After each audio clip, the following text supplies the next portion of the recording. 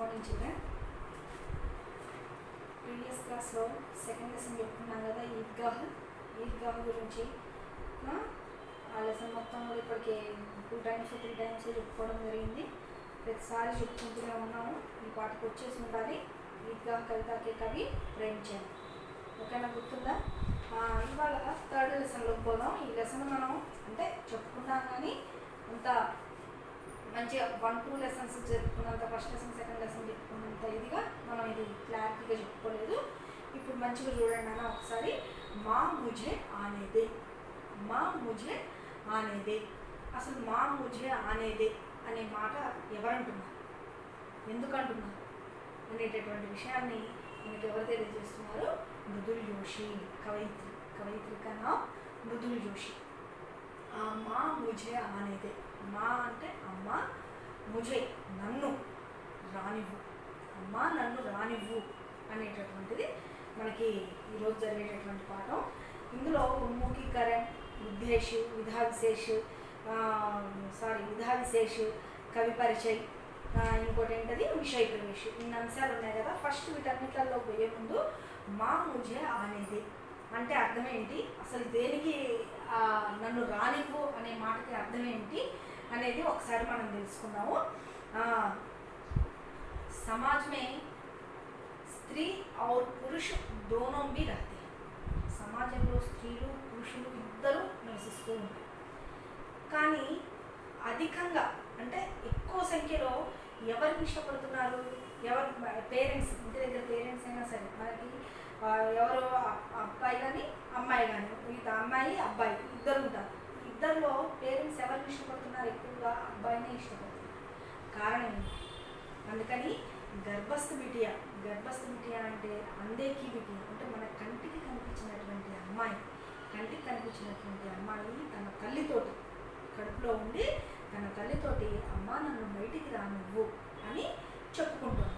ఎందుకు? కారణం ఏంటి అంటే समाज में रहने वाले हर एक व्यक्ति को माँ चाहिए, बहन चाहिए, पत्नी चाहिए, बेटी क्यों नहीं चाहिए. సమాజంలో నివసించేటటువంటి ప్రతి ఒక్కరికి కూడా అమ్మ కావాలి, చెల్లి కావాలి, లేదా అక్క లేదా చెల్లి ఎవరో ఒకరు కావాలి. మరి ఒక వయసులో వచ్చిన తర్వాత భార్య కావాలి, మన యొక్క యోగక్షేమాలు చూసుకోవడానికి భార్య కావాలి. కానీ కడుపున జన్మించేటప్పుడు మాత్రం ఆడపిల్లను వద్దండి. కారణం ఏంటి? యహ ఏక మానవీ అపరాధ. ఇది మానవుడు తెలిసి చేసేటటువంటి తప్పు. समाज में स्त्री पुरुष दोनों को समान महत्व है. स्त्री पुरुष दोनों को समान महत्व है. समाज विकास करने के लिए स्त्री और पुरुष दोनों दो शक्ति हैं. समाज के दोनों दो आंखों के समान हैं. दोनों दो आंखों के समान हैं. स्त्री के बिना समाज की कल्पना असंभव है.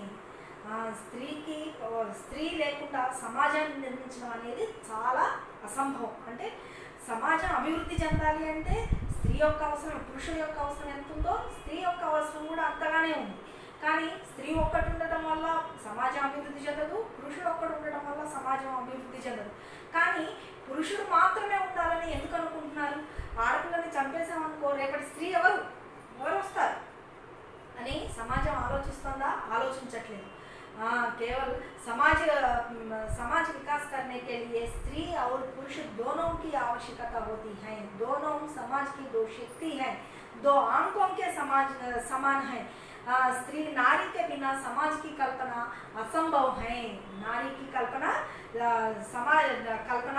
असंभव है. స్త్రీ ప్రకృతికే సమానం. స్త్రీ అనేది ప్రకృతితో సమానమైనటువంటిది. ప్రకృతి చూడండి, పులకరించి పువ్వులతో వాటన్నిటితో ఎంత అందంగా ఉంటుందో, స్త్రీ కూడా ప్రకృతి ఎంత అందంగా ఉంటుందో స్త్రీ యొక్క అందాన్ని కూడా వర్ణించడానికి వీలు కాదు అని చెప్తున్నాడు ఇక్కడ. స్త్రీకే బినా పురుష్ హీ నహీ హై. స్త్రీ అనేది లేకుండా పురుషుడు అనేవాడు కూడా ఉండడు. స్త్రీ ఉంటేనే కదా పురుషుడు ఉండేది. हर पुरुष के जीते या हार के पीछे हर एक स्त्री का हाथ है. ప్రతి ఒక్క పురుషుడు యొక్క విజయం వెనుక, ఓటమి వెనుక ఒక స్త్రీ అనేది ఉంటుంది. ప్రతి ఒక్క పురుషుడి విజయం కావచ్చు, అది ఓటమి కావచ్చు, దేని వెనుకైనా సరే స్త్రీ అనేది ఉంటుంది. स्त्री समाज निर्माण में जितना पुरुष का योगदान है उतना की स्त्री है, उतना ही योगदान స్త్రీ है। సమాజంలో పురుషుడికి ఎంత అర్హత అయితే ఉంటుందో అదే అర్హత, అంతే సమానమైనటువంటి అర్హత స్త్రీకి కూడా కల్పించబడి ఉంటుంది। हर एक क्षेत्र में नारी की हर एक क्षेत्र में नारी की सहायता की आवश्यकता है। ప్రతి ఒక్క రంగంలో కూడా స్త్రీ యొక్క అవసరం ఉంది। ప్రతి ఒక్క రంగంలో ఏ రంగమైనా సరే మీరు చూసుకున్నట్లయితే కనుక हर एक क्षेत्र में స్త్రీ भी काम करती है। ప్రతి ఒక్క క్షేత్రంలో స్త్రీ కూడా పని చేస్తూనే ఉంది। కానీ వెనకటి రోజుల్లో అయితే కొన్ని వృత్తులకు మాత్రం స్త్రీలు పనికిరారు అని చెప్పి ఉండేది। కానీ ఇప్పుడు అన్ని దళాల్లో అన్ని యొక్క రంగాల్లో కూడా స్త్రీలు ముందున్నారు। राजनीति में, पुलिस दल में, वैद्य रंग में, नाविका दल में और वायुयान में महत्वपूर्ण स्थान है। स्त्री की महत्वपूर्ण स्थान है, हम देख रहे हैं। ఈ రంగాల్లో వీళ్ళు స్త్రీలు ఉంటున్నారు, దాన్ని మనం చూస్తూనే ఉన్నాం। హరేక క్షేత్రమే స్త్రీకి సహాయత అవుతుంది। ప్రతి ఒక్క క్షేత్రంలో కూడా ప్రతి ఒక్క రంగంలో కూడా స్త్రీ యొక్క అవసరం అనేది ఉంటుంది। बच्चों के आलन पालन से लेकर పిల్లలు పుట్టినప్పటి నుంచి వాళ్ళు పెరిగి పెద్దవాళ్ళయి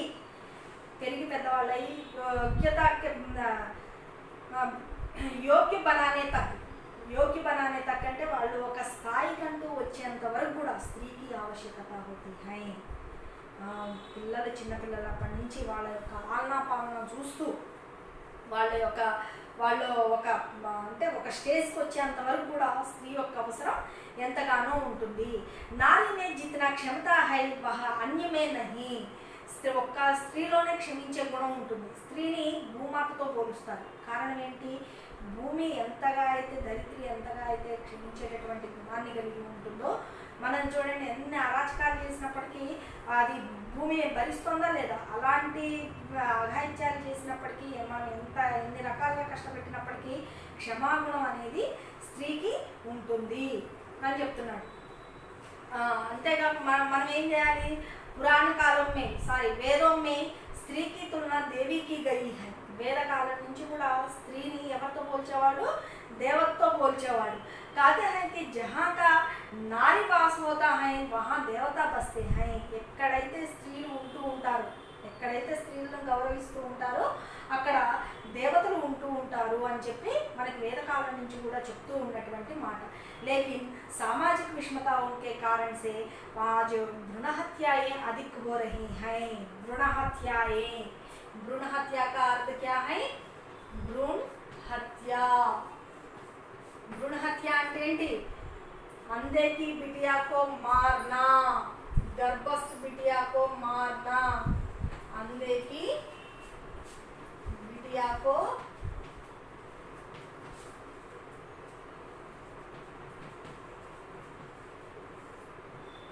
मारना, अंधे की बिटिया, गर्भस्थ बिटिया। अंधे की बिटिया అంటే కంటికి కనిపించనటువంటి, గర్భస్థ బిటియా అంటే గర్భంలో ఉన్నటువంటి పిల్లని ఆడపిల్ల అని చెప్పి తెలుసుకొని చంపేస్తూ ఉన్నారు। आज सामाजिक विषमताओं के कारण आज भ्रूण हत्याएं अधिक हो रही हैं। సమాజంలో వస్తున్నటువంటి అసమానతల కారణంగా ఈ భ్రూణ హత్యలు అనేవి ఎక్కువైపోతూ ఉన్నాయి। ऐसी घटनाएं सामाजिक मानवीय अपराध हैं। ఇవి తెలిసి మన సమాజం చేసేటటువంటివి మరియు మనం మనుషులు చేసేటటువంటి ఒక తప్పిదం లాంటిది, ఒక తప్పు। ऐसे अपराध को समाप्त करना बेहद जरूरी है। ఇలాంటి తప్పిదాలను మనం ఎప్పటికైనా సరే ఆపేయాల్సినటువంటి బాధ్యత మన మీదే ఉన్నది। లింగభేద का डटकर विरोध करना चाहिए। లింగభేదాన్ని అంటే కడుపులో ఉన్నది అమ్మాయా అబ్బాయా అని చెప్పేటటువంటి వాళ్ళు ఎవరు? డాక్టర్స్। దాన్ని మనం వ్యతిరేకించాలి। भ्रूण हत्याओं पर रोक लगाने के लिए बालिका शिक्षा की प्रेरणा देना चाहिए। మనం ఈ భ్రూణ హత్యలను తగ్గించాలి అని అంటే ముఖ్యంగా ఆడపిల్లల్ని చదువుంచుకునేటట్లుగా చూడాలి। అంతేకాకుండా इसलिए भ्रूण हत्या करेंगे जो वैद्य, ఎవరైతే భ్రూణ హత్యలు చేస్తున్నారో వాళ్ళు ఎవరి సహాయంతో చేస్తున్నారు? जो वैद्य इसलिए स्कैनिंग చేసి స్కానింగ్ చేసి సహాయత కర్తే హై, స్కానింగ్ లగాకర్ సహాయత కర్తే హై. వైద్యులు ఏం చేస్తున్నారు, ఈ భ్రూణ హత్యలు చేసే వాళ్ళకి హెల్ప్ చేసేవాళ్ళు ఎవరు, వైద్యులు. వైద్యులు ఎలా చేస్తున్నారు, హెల్ప్ ఎలా చేస్తున్నారు, స్కానింగ్ లగాకర్, స్కాన్ చేసి కడుపులో ఉన్నది అమ్మాయా అబ్బాయా అని చెప్తూ ఉన్నారు. అలాంటి వాళ్ళని ఏం చేయాలి, కర్తే హై ఉన్ పర్ దోషారోపణ కర్కే, వాళ్ళు చేసేది తప్పు పని అని చెప్పి దోషారోపణ కర్కే ఖైద్ భీ కర్నా చాహియే, వాళ్ళని కఠినంగా శిక్షించాలి, ఖైదీ అని చెప్పి గుర్తించాలి. ఇది ఇన్ని రకాలుగా ఆడపిల్లకి ఈ విధంగా కష్టాలు ఉన్నాయి అని చెప్పి తెలిసినటువంటి మన సమాజంలో స్త్రీకి ఎంత అయితే పురుషుడికి ఎంత సమానమైనటువంటి గౌరవం ఉందో అదే విధమైనటువంటి గౌరవం స్త్రీకి కూడా ఉంది అని చెప్పి మన సమాజం ఎప్పుడైతే గుర్తిస్తుందో ఆ రోజు నుంచి భ్రూణ హత్యలు అనేవి తగ్గిపోతూ ఉంటాయి. మన ప్రభుత్వం కూడా చూడండి, కొన్ని నరేంద్ర మోడీ ప్రవేశపెట్టారు. ఏంటది, బేటీ బచావో బేటీ పడావో, బేటీ బచావో బేటీ పడావో, ఆడపిల్లను రక్షించు ఆడపిల్లను చదివించు అని చెప్పారు. ఇలాంటివన్నీ కూడా ఆడపిల్లలను రక్షించడానికి ఎన్నో రకాలైనటువంటి కార్యక్రమాలను చేపడుతుంది మన ప్రభుత్వం కూడా. అయినప్పటికీ మానవుల్లో ఉన్నటువంటి ఆలోచన విధానం మారక సామాజిక అసమానతల వల్ల ఈ భ్రూణ హత్యలు అధికమైపోతూ ఉన్నాయి. అంటే సమాజం అభివృద్ధి చెందాలంటే పురుషుడు ఒక్కడే అవసరమా, లేదు కదా. పురుషుడి యొక్క అవసరం ఎంతైతే ఉందో స్త్రీ యొక్క అవసరం కూడా అంతే ఉంది. అంతేకాకుండా ప్రతి ఒక్క రంగంలో కూడా పురుషుడితో పాటు సమానంగా స్త్రీ కూడా పనిచేస్తూనే ఉంది. ఇన్ని రకాలుగా మీకు సహాయ సహకారాలు అందిస్తున్నటువంటి స్త్రీ రావాలి అని అంటే ముందు ఎవరు కావాలి, ఆడపిల్ల కావాలి. ఆడపిల్ల వస్తేనే రేపటి స్త్రీ అవుతుంది. ముందు మీరు కడుపులో ఉన్నటువంటి ఆడపిల్లనే బయటికి రానికుండా చంపేస్తుంటే రేపు స్త్రీలు అనేవాళ్ళు ఎక్కడి నుంచి వస్తారు, సమాజం అభివృద్ధి అనేది ఎలా జరుగుతుంది, పురుషుడు ఒక్కటి ఉంటేనే సమాజం అభివృద్ధి చెందుతుందా ఒక్కసారి ఆలోచించండి. ఈ విషయాన్ని తెలియజేస్తూ కడుపులో ఉన్నటువంటి ఆడపిల్ల బయటికి నేను వస్తాను అని చెప్పి తన తల్లితో చెప్పుకునేటటువంటి ఆవేదనని మన కళ్ళకు గట్టినట్టుగా తెలిపినటువంటి కవయిత్రి ఎవరు, మృదుల్ జోషి. అర్థమైందా? ఇప్పుడు చూడండి, उन्मुखीकरण, माँ चाहिए, बहन चाहिए, पत्नी चाहिए, फिर बेटी क्यों नहीं चाहिए, अंधे की बिटिया करे पुकार, मत करो यह अत्याचार. ప్రతి ఒక్కళ్ళకు కూడా అమ్మ కావాలి, అక్క కావాలి, భార్య కావాలి. కానీ కడుపు పుట్టడానికి వచ్చేటప్పటికి కొడుకే కావాలంటున్నారు. కూతురు ఎందుకు వద్దంటున్నారు? ఇప్పటికైనా ఈ అత్యాచారాలని ఆపేసేయండి, అంటే ఈ అమానుషమైనటువంటి పనుల్ని మానేసేయండి అని చెప్తున్నాడు. ఆ ఉన్ముఖీకరణ అవసరం లేదు, వదిలేసేయండి. ఉద్దేశం చూడండి, छात्रों को मुक्त कविताओं से परिचित करवाना है. इस कविता के माध्यम से भ्रूण हत्याओं का विरोध करने का प्रयास किया जा रहा है. लिंगभेद का डटकर विरोध करना, भ्रूण हत्याओं पर रोक लगाकर बालिका शिक्षा की प्रेरणा देना है. छात्रों को मुक्त कविताओं से परिचित करवाना है. मुक्त कविताओं అంటే స్వతంత్ర కవిత, స్వతంత్రంగా వచ్చినటువంటి కవిత. ఈ స్వతంత్ర కవితలను గురించి పరిచయం చేయాలి అని. స్వతంత్ర కవితలు అంటే ఏంటి? ఏదైనా సరే ఒక విషయాన్ని గురించి చెప్పేటప్పుడు స్వతంత్రంగా తన గురించి తాను చెప్పుకోవడం. అంటే ఇక్కడ ఎవరి గురించి ఎవరు చెప్పుకుంటున్నారు? ఒక ఆడపిల్ల తన యొక్క బాధని వ్యక్తం చేసుకుంటోంది. మనకి ఇచ్చినటువంటి పాటల్లో కడుపులో ఉన్నటువంటి అందరికీ బిడ్డ అప్పుడు మాసే ఇస్తారా రహీ హై. అందరికీ బిడ్డ మన కంటికి కనిపించినటువంటి అమ్మాయి తన మనసులో ఉన్నటువంటి మాటల్ని తన తల్లితో చెప్పుకునేటటువంటి ఆవేదన, దాన్ని అలా వచ్చినటువంటి కవితలను ఏమంటారు? ముక్త కావ్య అంటారు. इस कविता के माध्यम से भ्रूण हत्याओं को विरोध करने का प्रयास किया जा रहा है. ఈ కవిత ద్వారా మనకి ఏం చెప్పింది కవయిత్రి, ఏం తెలియజేసింది? భ్రూణ హత్యలకి వ్యతిరేకంగా మనం ప్రయత్నించాలి, భ్రూణ హత్యలని నిలిపివేయాలి అన్నట్టు ఒక మాటలు. లింగభేద్ కా డట్కర్ విరోధ్ కర్నా. లింగభేద్ కా డట్కర్ అంటే కడుపులో ఉన్నటువంటిది అబ్బాయా అమ్మాయా అనేటటువంటి విషయానికి వ్యతిరేకిస్తూ भ्रूण हत्याओं पर रोक लगाकर बालिका शिक्षा की प्रेरणा देना इसका उद्देश्य है. అంతేకాకుండా మనం ఈ భ్రూణ హత్యల్ని ఆపాలి అంటే రెండు పనులు చేయాలి అని చెప్పాడు. ఏంటది? లింగభేద్ కా డట్కర్ విరోధ్ కర్నా, లింగభేదానికి వ్యతిరేకించాలి. ఇంకోటి ఏం చేయాలంటున్నాడు? భ్రూణ హత్యాओं पर रोक लगाने के बालिका शिक्षा की प्रेरणा देना. భ్రూణహత్యల్ని తగ్గించాలి అంటే స్త్రీలలో ఆడపిల్లల్ని చదివించాలి. ఆడపిల్లల్ని చదివించాలి. ఆడపిల్లలు చదువుకున్నట్లయితే కనుక పురుషులతో పాటు సమానంగా వీళ్ళు పనిచేయగలుగుతారు. ఇందులో మీరు చదవాల్సింది ఒకటి ఉంది నాన్న, అది చూసుకోండి. అది ఎక్కడి నుంచి అంటే लिंग भेद का डटकर विरोध करना, भ्रूण हत्याओं पर रोक लगाकर बालिका शिक्षा की प्रेरणा देना चाहिए అని రాసుకోండి. ప్రేరణ దేనా చాహియే. ఈ 2 లైన్లు ప్రతి ఒక్క క్వశ్చన్లో కూడా యాడ్ అవుతూ ఉంటాయి. ఉద్దేశం చూడండి, ఉద్దేశంలో మీరు చదవాల్సినవి 2 లైన్లు. लिंग भेद का डटकर विरोध करना, भ्रूण हत्याओं पर रोक लगाकर बालिका शिक्षा की प्रेरणा देना चाहिए. बालिका शिक्षा की प्रेरणा देना चाहिए. विधा विशेष, यह एक मुक्तक कविता है. इसमें प्रत्येक पंक्ति कविता विषय के इर्द गिर्द घूमती रहती है. सटीक और प्रभावशाली शब्दावली ऐसे कविताओं की पहली मांग होती है. ఇది ఒక ముక్త కావ్యం అంటే స్వతంత్ర కావ్యము. ఇందులో ఉన్నటువంటి విషయం ఏదైతే ఉందో అంటే ఈ రచయిత దేని గురించి అయితే చెప్పాలి అని చెప్పి అనుకుంటోందో ఇందులో ఇచ్చినటువంటి ప్రతి ఒక్క పదం చుట్టూ కూడా ఈమె మెయిన్ విషయం ఏదైతే ఉందో దాని చుట్టూనే తిరుగుతూ ఉంటుంది. దాన్ని ఈరిగిరిదా అంటారు. అంటే ఇందులో ఉపయోగించేటటువంటి ప్రతి ఒక్క పదం కూడా రచయిత మనకి ఏ విషయాన్ని గురించి అయితే చెప్పాలనుకుంటున్నాడో ఆ విషయం చుట్టూనే తిరుగుతూ ఉంటుంది. सटीक और प्रभावशाली शब्दावली ऐसी कविताओं की पहली मांग होती है. సటిక్ అంటే సరళమైనటువంటి, చాలా ఈజీగా ఉంటుంది. ఇందులో వచ్చేటటువంటి పదాలన్నీ కూడా చాలా ఈజీగా ఉండి యువత వాళ్ళని ప్రభావితం చేసేటటువంటి విధంగా ఉంటాయట. ఇందులో మీరు విధా విశేషం నేర్చుకోవాల్సిన అవసరం లేదు. ఉద్దేశంలోనే ఒక్కటే లైను, लिंग भेद का डटकर विरोध करना, भ्रूण हत्याओं पर रोक लगाकर बालिका शिक्षा की प्रेरणा देना चाहिए. ఈ 2 లైన్లు మాత్రం కంపల్సరీగా నేర్చుకోవాలి. ఇక कवि परिचय. कवयित्री मृदुल जोशी का जन्म सन 1960 में उत्तराखंड के काठगोदाम में हुआ. इनकी रचनाओं का मुख्य विषय नारी चेतना व समसमाज का निर्माण है.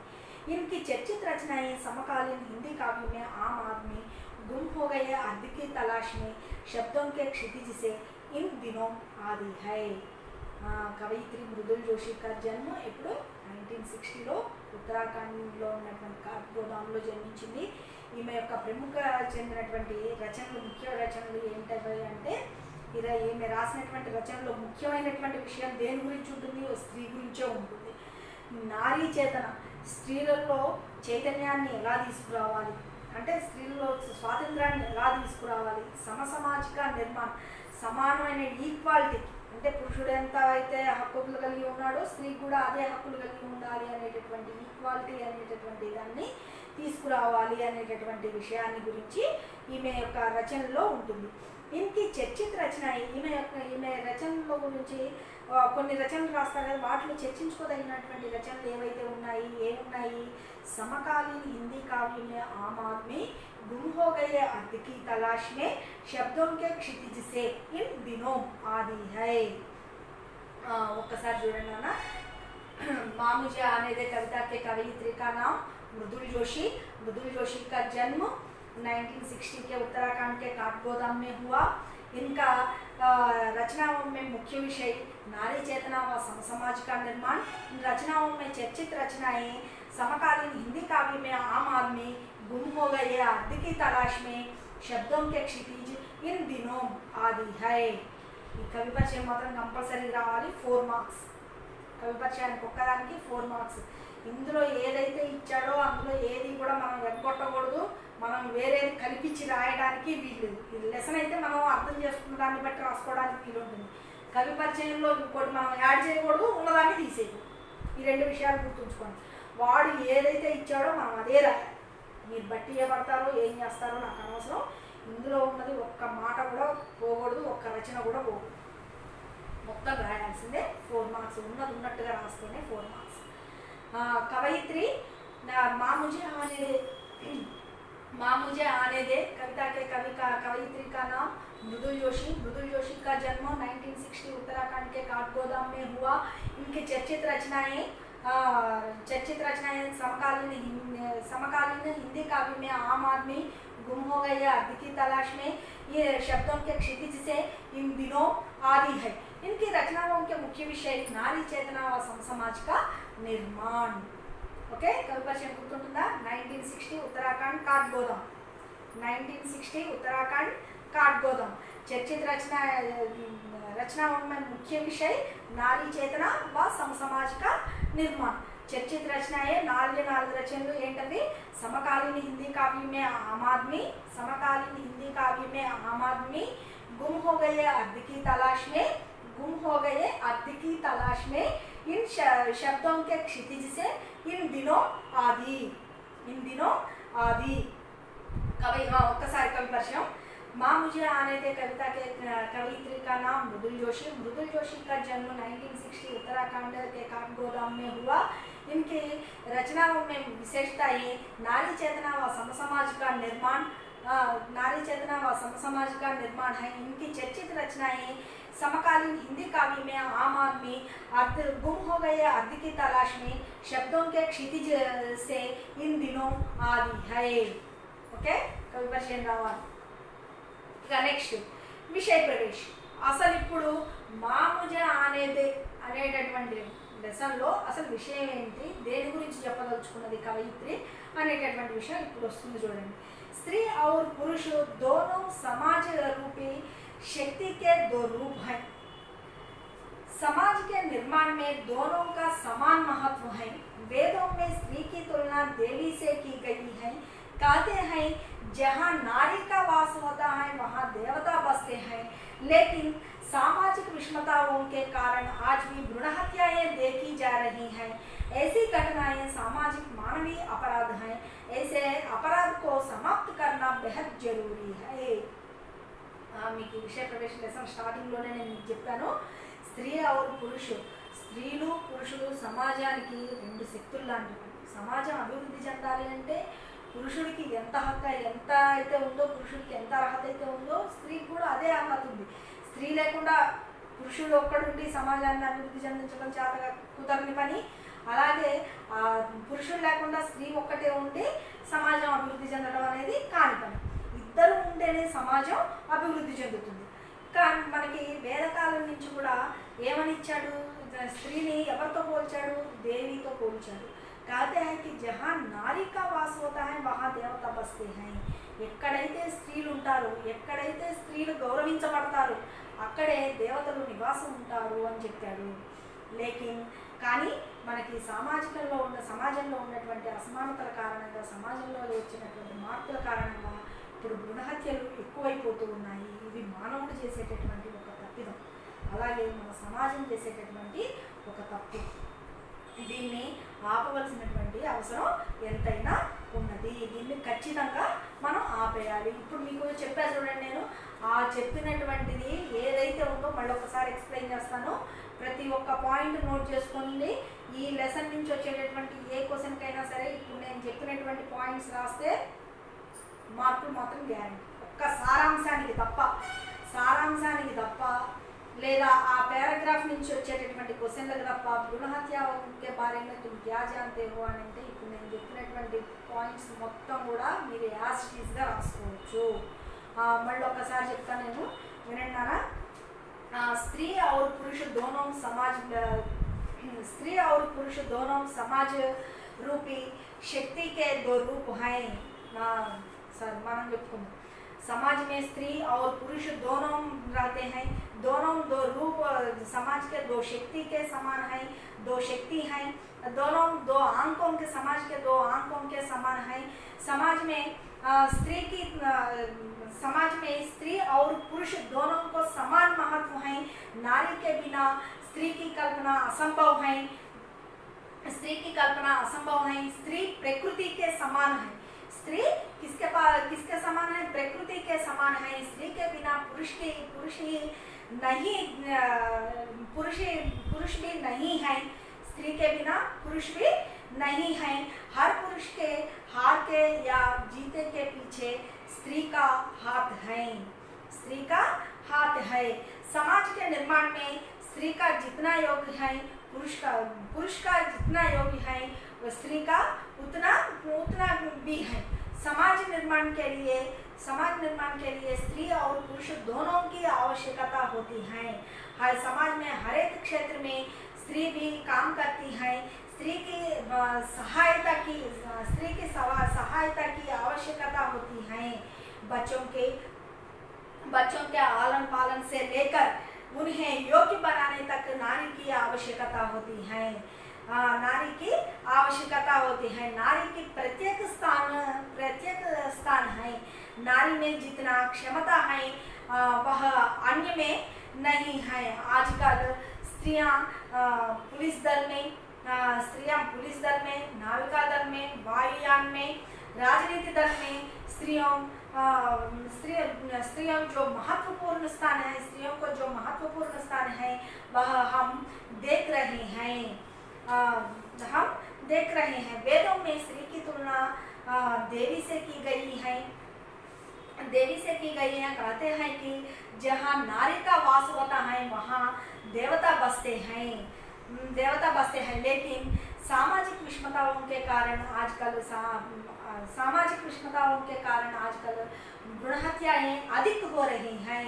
ऐसी घटनाएं सामाजिक मानवीय अपराध हैं। भ्रूण हत्याएं एक मानवीय अपराध है। ऐसे अपराध को समाप्त करना बेहद जरूरी है। लिंगभेद का डटकर विरोध करना, भ्रूण हत्याओं पर रोक लगाकर बालिका शिक्षा की प्रेरणा देना इसका मुख्य उद्देश्य है। बालिका शिक्षा की प्रेरणा देना चाहिए। इसलिए जो भ्रूण हत्या करेंगे, जो वैद्य इसके लिए स्कैनिंग लगाकर सहायता करते हैं, उन पर दोषारोपण करके कैद भी करना चाहिए। ఇంతవరకు మీరు వచ్చేటటువంటి ఇందులో నుంచి వచ్చేటటువంటి ఏ క్వశ్చన్కి అయినా సరే ఆన్సర్ ఈ విధంగా రాస్తే సరిపోతుంది। ఎగ్జాంపుల్కి ఒక క్వశ్చన్ నేను అడుగుతా చూడండి। भ्रूण हत्या एक सामाजिक मानवीय अपराध है, इस पर अपने विचार लिखिए। ఇది క్వశ్చన్ అంటే అప్పుడు దీనికి ఇప్పుడు నేను ఏదైతే ఏ అంశాల గురించి అయితే చెప్పానో ఆ అంశాల గురించి రాస్తే సరిపోతుంది। ఓకేనా? ఇప్పుడు నేను చెప్పినటువంటి దానికి క్వశ్చన్ ఇస్తాను, ఆ క్వశ్చన్కి ఆన్సర్ రాయాలి మీరు। होमवर्क लेसन 3 कंपेयर చేయి।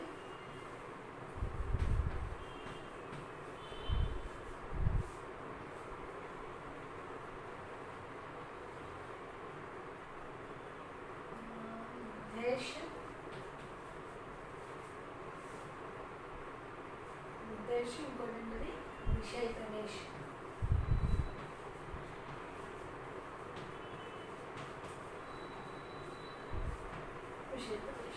ఇప్పుడు చెప్పినటువంటి లెసన్ ఆధారంగా ఒక క్వశ్చన్ ఇస్తాను।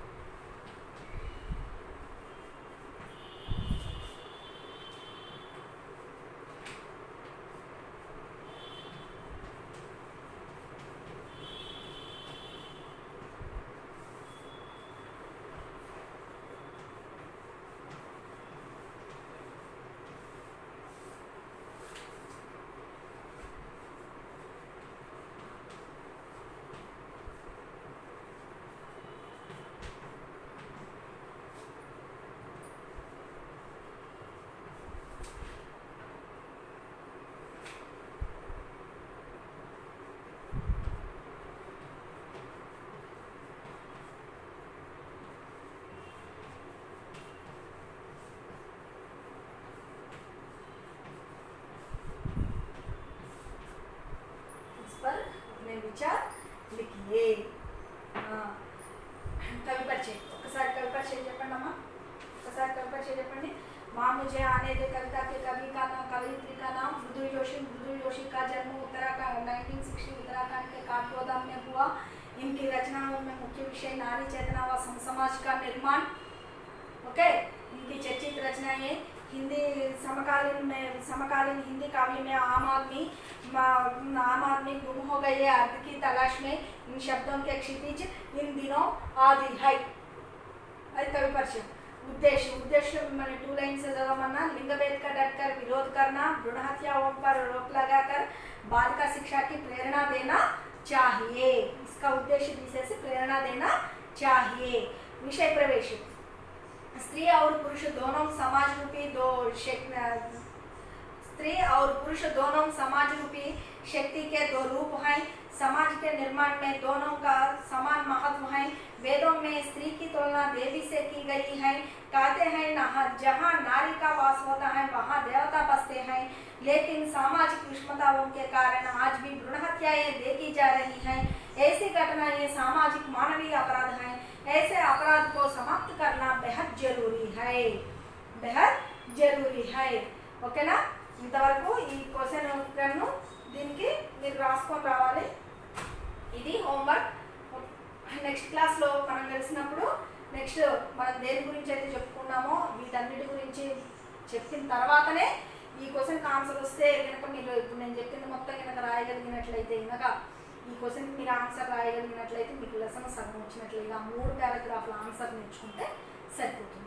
ఈ క్వశ్చన్కి ఆన్సర్ అంటే ఇప్పుడు నేను ఏవేవైతే జనరల్ పాయింట్స్ చెప్పానో అవన్నీ కనుక మీరు రాసినట్లయితే ఇందులో నుంచి వచ్చేటటువంటి సగం ప్రశ్నలకి ఆన్సర్ మీకు వచ్చినట్లే. అందుకని జాగ్రత్తగా ఈ క్వశ్చన్ నేర్చుకోండి, కవి క్వశ్చన్ నేర్చుకోండి. ఈ ఉద్దేశం విషయ ప్రవేశం ఈ 2 చదివినవి కూడా ఈ క్వశ్చన్లో యాడ్ అవుతాయి. ఎలా యాడ్ చేసుకోవాలి అనేది మీకు చెప్పారు. ఇప్పుడు జనరల్గా వచ్చినప్పుడు ఒకసారి చూసుకోండి. నెక్స్ట్ కలిసినటువంటి క్లాస్లో మాత్రం మనం పోయమ్స్ ఎక్స్ప్లెయిన్ చేసుకున్నాం. Okay, thank you.